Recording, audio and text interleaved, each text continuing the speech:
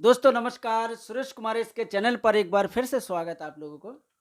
कहीं न कहीं खुद को थोड़ा समय देना ज़रूरी है, खुद को सुनना ज़रूरी है। तो आइए सुनते हैं छोटा-सा एक कहानी, एक किसान की कहानी। एक किसान को क्या है, एक बहुत ही प्रिय मित्र उनको एक घड़ी गिफ्ट में देता है और किसान बहुत खुश हो जाता है। किसान घड़ी को लेकर घर में रख देता है और वो अपना काम में व्यस्त हो जाता है। तो कुछ दिन बाद किसान को कहीं जाना होता है और वो सोचता है कि आज मैं घड़ी को पहनूंगा। तो वो किसान घड़ी ढूंढने लग जाता है और किसान को वो घड़ी नहीं मिलता। किसान बहुत देर तक इधर उधर ढूंढने के बाद जब हताश हो जाता है और वो परेशान हो जाता है, उसको घड़ी नहीं मिलता। किसान को ये लगता है कहीं ना कहीं घड़ी तो घर पे ही है, घर के अंदर है, किसी न किसी कमरे के अंदर है। तो उस घर में किसान का एक छोटा सा बेटा होता है, यही कहीं ना कहीं 7 से 8 साल उम्र है।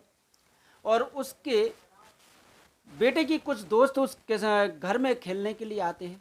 तो बेटा देखता है कि पिताजी बहुत परेशान है। बेटा पूछता है, पिताजी आप क्यों परेशान हो?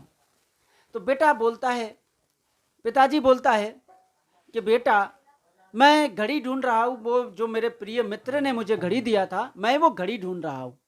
तो वो किसान बेटे से कहता है, बेटा क्या तुम लोग ये घड़ी ढूंढ के मुझे दे सकते हो? तो मैं तुम लोगों को चॉकलेट इनाम में दूंगा। सारे बच्चे इकट्ठी होकर पूरे कमरे में घड़ी ढूंढने में लग जाती है, इधर उधर समय बिताता है और पूरे कमरा घड़ी ढूंढने में लगा देता है, लेकिन किसी बच्चे को घड़ी नहीं मिलता।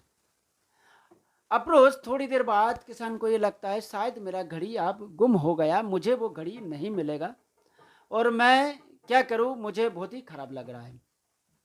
तो किसान का जो बेटा और सारे दोस्त घड़ी ढूंढने में लग जाता है और घड़ी नहीं मिल पाते। इतने में उन्हीं में से एक बच्चा आता है, थोड़ी देर बाद आकर किसान से कहता है, अंकिल जी क्या मैं आपको अगर घड़ी ढूंढ के दूंगा तो आप मुझे क्या दोगे? तो किसान बोलता है कि मैं तुम्हें एक चॉकलेट नहीं, 2 चॉकलेट इनाम में दूंगा। तो किसान वो जो बेटा होता है वो कमरे में जाता है और सबसे कहता है सब लोग बाहर चले जाओ और मैं घड़ी ढूंढ के लाता हूँ। कुछ देर बाद वो घड़ी लेकर किसान के पास आता है, अंकल ये लीजिए आपका घड़ी। और किसान खुश होकर उसको 2 चॉकलेट इनाम में देता है। तो किसान इतना मतलब घड़ी पाकर जितना खुश नहीं होता है, किसान इतना अचंभा हो जाता है कि इस बेटे ने घड़ी ढूंढा तो ढूंढा कैसे। वो पूछ लेता है उससे।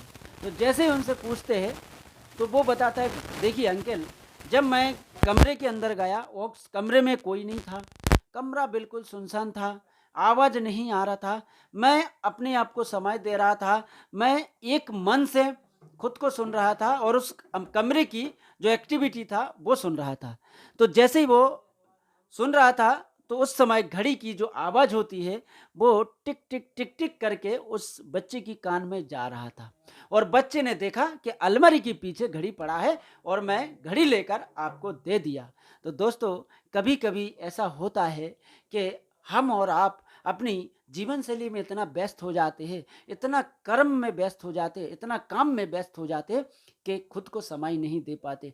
तो दोस्तों जीवन में अगर आप कामयाब होना चाहते हो, जीवन में अगर सब कुछ पाना चाहते हो, अगर सफलता की बुलंदियों तक पहुंचना चाहते हो तो खुद को समय देना बहुत ज़रूरी है, खुद को सुनना ज़रूरी है, खुद के लिए समय निकालना बहुत ही ज़रूरी है।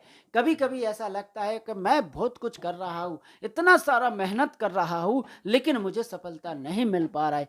तो उस समय आप क्या कीजिएगा, थोड़ा सा आप खुद के लिए समय निकालिएगा, खुद के लिए समय दीजिएगा और खुद के लिए समय देकर ज़रूर आप खुद के लिए समय देकर ध्यान से सोचिएगा कि आप और क्या कर सकते हो। दोस्तों ये कहानी छोटी हो सकती है लेकिन बहुत बड़ी सीख देकर जाती है कि खुद के लिए समय निकालना बहुत ज़रूरी है। सुरेश कुमार इसके चैनल पर आप लोगों को फिर मिलते हैं एक नई वीडियो के साथ। तब तक के लिए tata bye bye good bye.